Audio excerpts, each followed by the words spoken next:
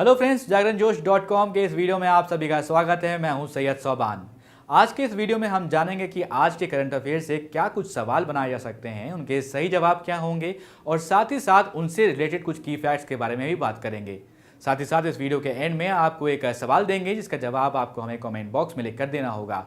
तो चलिए शुरू करते हैं पहले सवाल के साथ। विश्व बैंक ने किस देश में शिक्षा में सुधार से जुड़े कार्यों के लिए लगभग 3,700 करोड़ रुपए के कर्ज को मंजूरी दी है? इसका सही जवाब है भारत।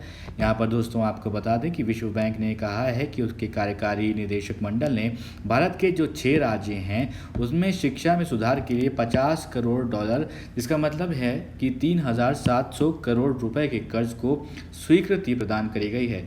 विश्व बैंक ने बयान में ये कहा कि इस कार्यक्रम के जरिए राष्ट्रीय स्तर पर केरल, मध्य प्रदेश, महाराष्ट्र, उड़ीसा, राजस्थान और हिमाचल प्रदेश जैसे राज्यों के साथ भागीदारी में मूल्यांकन प्रणालियों को अच्छा करने जैसे कई कार्यों में मदद मिलेगी। अब बढ़ते हैं अपने अगले सवाल की तरफ। सवाल है कि हाल ही में किस राज्य में सबसे बड़े प्लाज्मा थेरेपी सुविधा केंद्र का उद्घाटन किया गया? इसका सही जवाब है महाराष्ट्र। यहाँ पर दोस्तों आपको बता दें, जो कोविड डिजीज़ है उसके लिए इस्तेमाल किया जा रहा है प्लाज्मा थेरेपी का, लेकिन अभी तक आधिकारिक तौर पर ऑफिशियली ये नहीं कहा गया है कि प्लाज्मा थेरेपी से ही जो है कोविड का इलाज हो सकता है। तो यहाँ पर कई जो है ऐसे केसेस देखे गए हैं जहाँ पर फ़ायदा मिला है। अब प्लाज्मा थेरेपी होती क्या है इसके बारे में थोड़ी सी जानकारी यहाँ पर मैं आपको दूंगा, डिटेल में नहीं जाऊँगा। देखिए, प्लाज्मा थेरेपी में होता यह है कि जब कोई भी कोरोना वायरस से संक्रमित व्यक्ति होता है और वो ठीक हो जाता है तो क्या होता है, एंटीबॉडी डेवलप हो जाते हैं शरीर के अंदर।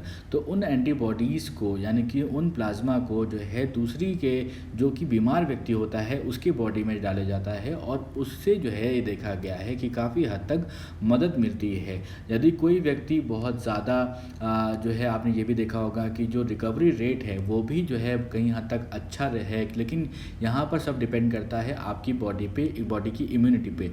यदि किसी व्यक्ति की बॉडी जो है इम्यून सिस्टम इतना ज़्यादा मजबूत है कि वो इस वायरस से लड़कर जीत जाता है, यानी कि इस बीमारी से निजात पा जाता है, तब उसकी जो प्लाज्मा है उसको उस व्यक्ति के उस व्यक्ति की बॉडी में डाला जाता है जिसका कि इम्यून सिस्टम बहुत ज़्यादा मजबूत नहीं है। तो ये कहीं हद तक फ़ायदेमंद रहता है। तो यहाँ पर दोस्तों आपको बता दें कि महाराष्ट्र में कोरोना वायरस संक्रमित मरीजों के इलाज को प्लाज्मा थेरेपी सुविधा केंद्र का उद्घाटन होने जा रहा है। ये दुनिया का सबसे बड़ा प्लाज्मा थेरेपी सेंटर होगा। कोविड-19 से संक्रमित मरीजों का इलाज यहाँ प्लाज्मा थेरेपी से किया जाएगा। राज्य में प्लाज्मा थेरेपी कोविड-19 के रोगियों को स्वस्थ करने में सफल रही है। जैसा कि मैंने आपको बताया था, कोई आधिकारिक पुष्टि नहीं करी गई है, लेकिन ये सफलता रही है।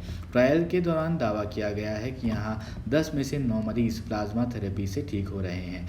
यहाँ पर मैं बात कर रहा हूँ महाराष्ट्र की। अब बढ़ते हैं दोस्तों अपने अगले सवाल की तरफ, लेकिन उससे पहले एक ज़रूरी सूचना आप सभी के लिए। हमारी वेबसाइट जागरणजोश.com पर अगर आप करंट अफेयर्स पढ़ना चाहते हैं तो आपको अपने ब्राउजर में टाइप करना है www.jagranjosh.com, जिसके बाद आपको हमारी वेबसाइट का होम पेज नजर आएगा। इसके बाद आपको करंट अफेयर्स के टैब पर जाना है। ड्रॉप डाउन में आपको मंथ वाइज करंट अफेयर्स मिल जाएंगे, जहां आप मंथ के हिसाब से करंट अफेयर्स पढ़ सकते हैं। जब आप करंट अफेयर्स टैब पर क्लिक करेंगे तो आपको कुछ इस तरह से पेज नजर आएगा। अगर आप कैटेगरी वाइज करंट अफेयर्स पढ़ना चाहते हैं तो आप अपनी पसंद के हिसाब से कोई भी कैटेगरी चूज कर सकते हैं, जिसमें latest, national, international, sports, technology और इकोनॉमी जैसी कैटेगरीज मौजूद हैं। अब दोस्तों अपने अगले सवाल की तरफ बढ़ते हैं। सवाल है कि किस देश ने G7 में दक्षिण कोरिया को शामिल करने के अमेरिकी प्रस्ताव पर आपत्ति जताई है? इसका सही जवाब है जापान। यहाँ पर दोस्तों आपको बता दें कि G7 में दक्षिण कोरिया को शामिल करने के अमेरिका के प्रस्ताव पर आपत्ति जताई गई है। किसने जताई है आपत्ति? जापान ने। यहाँ पर आपको बता दें कि उसका कहना है कि चीन और उत्तर कोरिया से संबंधित अहम मुद्दों पर दक्षिण कोरिया G7 के देशों से अलग राय रखता है। अमेरिकी राष्ट्रपति जो डोनाल्ड ट्रंप हैं, उन्होंने पिछले महीने भारत के साथ रूस, ऑस्ट्रेलिया और दक्षिण कोरिया को इस साल के G7 शिखर सम्मेलन में शामिल करने का प्रस्ताव दिया था। विश्व की जो 7 बड़ी इकोनॉमीज़ हैं उनके ये समूह है जिसे कहते हैं G7। आप सब जानते ही होंगे, America, Britain, Japan, Canada, Germany, France और इटली पहले से ही इसमें शामिल हैं। इनमें एशिया महाद्वीप से जापान एक इकलौता देश है जो कि शामिल है G7 में। अब बढ़ते हैं अपने अगले सवाल की तरफ। सवाल है कि राष्ट्रीय सांख्यिकी दिवस निम्न में से किस दिन मनाया जाता है? इसका सही जवाब है 29 जून। यहाँ पर दोस्तों आपको बता दें कि सांख्यिकी दिवस भारत में प्रत्येक वर्ष 29 जून को राष्ट्रीय स्तर पर मनाया जाता है। ये महत्वपूर्ण प्रसिद्ध भारतीय वैज्ञानिक जिनका नाम है PC महालनोबिस के आर्थिक जो है योजना की और सांख्यिकी विकास के क्षेत्र में उल्लेखनीय योगदान के सम्मान में मनाया जाता है। जैसे कि मैंने आपको पहले भी बताया कि इसे राष्ट्रीय स्तर पर मनाया जाता है। इस दिवस का उद्देश्य क्या है उसके बारे में समझते हैं। सामाजिक आर्थिक नियोजन और नीति निर्माण में PC महालनोबिस के योगदान के प्रति युवाओं के बीच जागरूकता पैदा किया जाए और उन सभी युवाओं को प्रेरित किया जाए। इसी कारण इस दिवस को 29 जून को मनाया जाता है। अब बढ़ते हैं अपने अगले सवाल की तरफ। सवाल है कि हाल ही में वित्तीय कार्रवाई कार्यबल यानी कि फाइनेंशियल एक्शन टास्क फोर्स की पूर्ण बैठक किस देश की अध्यक्षता में आयोजित की गई है? इसका सही जवाब है ऑप्शन ए, चाइना। यहाँ पर आपको बता दें दोस्तों, हाल ही में वित्तीय कार्रवाई कार्यबल यानी कि फाइनेंशियल एक्शन टास्क फोर्स की पूर्ण बैठक चीन की अध्यक्षता में आयोजित की गई थी। इस अधिवेशन में राष्ट्रीय जांच एजेंसी और प्रवर्तन निदेशालय के अधिकारियों ने आतंकी वित्त पोषण के रोकथाम हेतु एक विस्तृत विवरण प्रस्तुत किया। वित्तीय कार्रवाई कार्यबल की स्थापना कब हुई थी? 1989 में हुई थी, एक अंतर सरकारी निकाय के रूप में। और वित्तीय कार्रवाई कार्यबल का उद्देश्य ये है कि मनी लॉन्ड्रिंग, आतंकवादी वित्त पोषण जैसे खतरों से निपटा जाए और अंतर्राष्ट्रीय वित्तीय प्रणाली की अखंडता के लिए अन्य कानूनी, विनियामक और परिचालन उपायों के प्रभावी कार्यान्वयन को बढ़ावा दिया जाए। अब बढ़ते हैं अपने अगले सवाल की तरफ। सवाल है कि किस राज्य सरकार ने कुपोषण यानी कि मैलन्यूट्रिशन और मातृ मृत्यु दर से मुकाबला करने के लिए मुख्यमंत्री मातृ पुष्टि उपहार योजना की शुरुआत करी है? इसका सही जवाब है त्रिपुरा। यहाँ पर दोस्तों आपको बता दें कि त्रिपुरा की जो शिक्षा मंत्री हैं संताना चकमा, उन्होंने कहा कि योजना के तहत सरकार के द्वारा जो है कम से कम 40,000 महिलाओं को लाभ पहुंचेगा और हर एक जो किट की मूल्य बताई गई है उसमें ये बताया गया है कि प्रत्येक किट 500 रुपये की होगी। यहाँ पर आपको दोस्तों बता दें कि राज्य सरकार की तरफ से कहा गया है कि इस पहल में हर वर्ष तकरीबन 8 करोड़ रुपए की आवश्यकता होगी इस योजना के लिए। अब बढ़ते हैं अपने अगले सवाल की तरफ। केंद्र सरकार ने कोरोना महामारी के कारण किस विमानन कंपनी के लिए बोली लगाने का समय सीमा जो है उसको एक बार फिर से 2 महीने के लिए बढ़ाकर 31 अगस्त तक कर दिया है? तो इसका सही जवाब है एयर इंडिया। यहाँ पर दोस्तों आपको बता दें कि इससे पहले भी इस तारीख को बढ़ाया जा चुका है। 30 अप्रैल तक किया गया पहले, फिर 30 जून तक कर दिया गया, उसके बाद अब इसे 31 अगस्त तक कर दिया गया है। आपको ये बता दें कि 27 जनवरी को विनिवेश की एयर इंडिया में प्रक्रिया शुरू करी गई थी।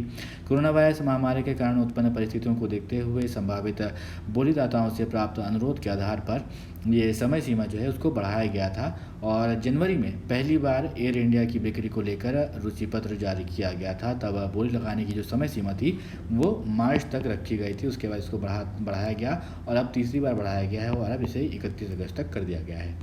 दोस्तों अब वो सवाल जिसका जवाब हमने आपसे पिछले वीडियो में पूछा था, सवाल था कि मुख्यमंत्री दूरवर्ती शिक्षा कार्यक्रम किस राज्य सरकार ने शुरू किया है? इसका सही जवाब है हरियाणा। यहाँ पर दोस्तों आपको बता दें कि हरियाणा सरकार ने एक अहम कदम उठाते हुए मुख्यमंत्री दूरवर्ती शिक्षा कार्यक्रम की शुरुआत करी है। इसमें आपको ये बता देते हैं कि रिलायंस जियो टीवी के साथ इसमें एक समझौता किया गया है सरकार की तरफ से। तो जियो टीवी के साथ ये करार के तहत जो एजुसेट की 4 चैनल हैं अब वो जियो के जो प्लेटफॉर्म होंगे उस पर दिखाई दिए जाएंगे। तो नई पहल में विद्यार्थी जो हैं वो टीवी, लैपटॉप, उनके पास डेस्कटॉप हो या फिर टैबलेट हो या फिर मोबाइल हो, उसके माध्यम से एजुसेट की जो 4 चैनल हैं वो देख सकेंगे। टीवी पर प्रसारित की गई सामग्री 1 सप्ताह तक उपलब्ध रहेगी, जिससे विद्यार्थी अपनी सुविधा एवं समय के अनुसार इसको देख सकते हैं। अब दोस्तों एक सवाल आपके लिए जिसका जवाब आपको हमें कमेंट बॉक्स में लिख कर देना है। सवाल है कि हाल ही में किस राज्य के मुख्यमंत्री के चंद्रशेखर राव ने हरितहरम कार्यक्रम के 6ठे चरण का शुभारंभ किया है? आपके ऑप्शन हैं केरल, तमिलनाडु, तेलंगाना, कर्नाटक। देखिए दोस्तों इस सवाल में ही जवाब छुपा हुआ है। आप में से बहुत सारे लोग होंगे, हो सकता हो उन्होंने इस सवाल के बारे में पढ़ा हो, तो वो तो डायरेक्टली इस सवाल के जवाब दे सकते हैं। जिन लोगों को इस सवाल के बारे में जानकारी नहीं है, तो मैंने आपसे कई बार कहा है कि सवाल को ध्यान से पढ़िए। आप जब इम्तिहान में जाते हैं, आप सरसरी नज़र डालते हैं सवाल के ऊपर, फिर आप ऑप्शन पे दिमाग लगाने लगते हैं, लेकिन सवाल आप अगर पढ़ेंगे तो हो सकता है सवाल में भी जवाब हो। इसलिए मैंने यहाँ पर आपको मार्क करके भी बताया है, इस सवाल में ही जवाब छुपा है। तो आप इसको कई तरह एंगल से सोच सकते हैं। उसके बाद अगर आपने इसके बारे में नहीं भी पढ़ा है, फिर भी हो सकता है दूसरे सवाल के बारे में आप जानते हो, तो वहाँ से आप अपना उत्तर निकाल सकते हैं। आप सभी को यहाँ पर मार्क जो मैंने किया हुआ है उसमें आपको दिख रहा होगा इस सवाल का जवाब। तो आपने सवालों के जवाब को हमें कमेंट बॉक्स में लिखकर बताइएगा। अगर ये वीडियो आपको पसंद आया हो तो इस वीडियो को लाइक करें, इस वीडियो को अपने दोस्तों के साथ भी क्या करना है, शेयर करना है। और दोस्तों, अभी तक आपने हमारे चैनल को सब्सक्राइब नहीं किया तो क्यों नहीं किया दोस्तों, जल्दी से जल्दी आप सब्सक्राइब करिए मेरे, और दोस्तों को भी बताइए कि भाई जागरणजोश.com पर करंट अफेयर्स रोज़ाना आते हैं। तो आप अपने दोस्तों को भी बताइए, और आपको क्या करना है, आपको देखते रहना है जागरणजोश.com।